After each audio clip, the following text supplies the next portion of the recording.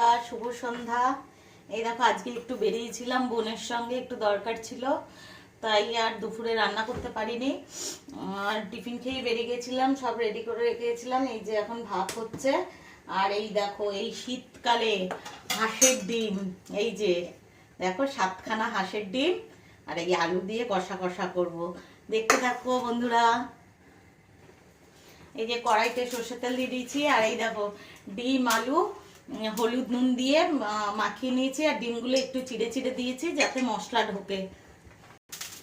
এবার ডিমগুলো সব ভেজে নিচ্ছি, কড়াইতে দিয়ে দিচ্ছি।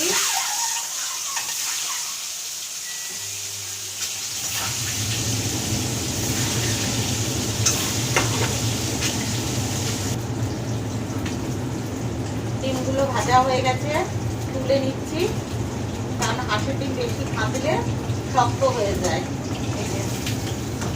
ডিমটা তুলে নিলাম। এবার আলুটা একটু ভেজে নেবো লাল লাল করে।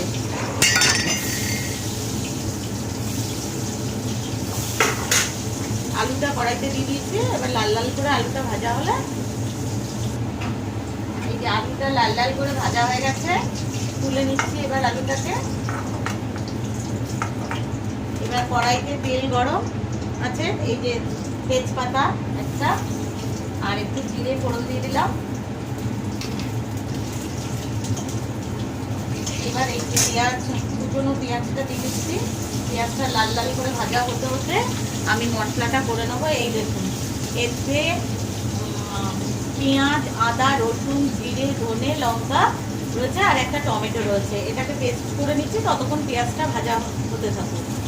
আর এইদিকে ভাত হয়ে গেছে, এখনই ভাতটা নামাবো।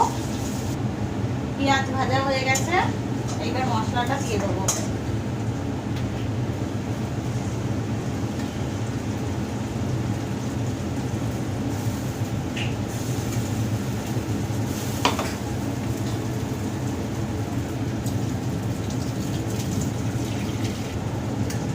এবার একটু হলুদ, হাফ চামচ হলুদ, আর স্বাদ মতো নুন দিয়ে দিলাম, দিয়ে ভালো করে কষাবো।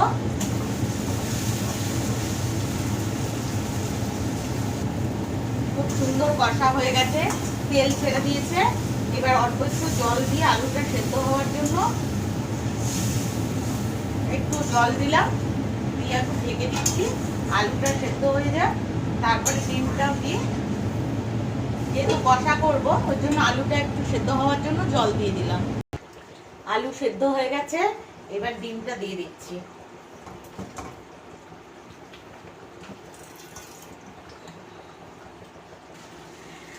দেখো বন্ধুরা, ডিম কষা রেডি।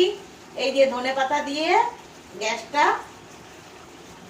গ্যাসটা অফ করে দিয়ে এই যে ঢেকে দেবো। বন্ধুরা, আমার ভিডিও যদি আপনাদের ভালো লাগে, প্লিজ প্লিজ শেয়ার করবেন, কমেন্ট করবেন। আমার যদি কোনো ভুল ত্রুটি হয় কথাবার্তায়, ক্ষমা করে দেবেন, আর প্লিজ সাবস্ক্রাইব করে দেবেন।